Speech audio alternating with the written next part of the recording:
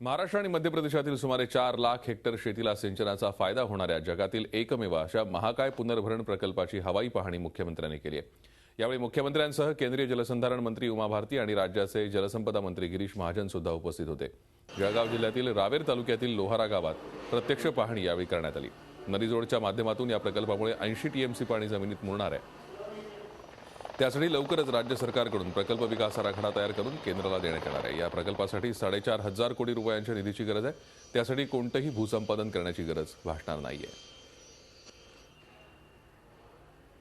मध्य प्रदेशमध्ये त्या ठिकाणी डॅम बांधून ते पाणी याच भागामध्ये आणून पुन्हा आपल्याला ते जमिनीमध्ये सोडायचं आहे। जवळपास 70 ते 80 टीएमसी पाणी 70 ते 80 टीएमसी पाणी हे जमिनीमध्ये आपण सोडणार आहोत आणि त्या माध्यमातून अंडरग्राउंड रिव्हर लिंकिंग आपण त्याला म्हणू, अशा पद्धतीने हा प्रोजेक्ट होणार आहे। आणि त्यासाठी माननीय उमाजी भारती या अतिशय उत्सुक आहेत, कारण मला वाटतं देशातलाच नाही तर जगभरातला हा अतिशय अभिनव असा कार्यक्रम आहे।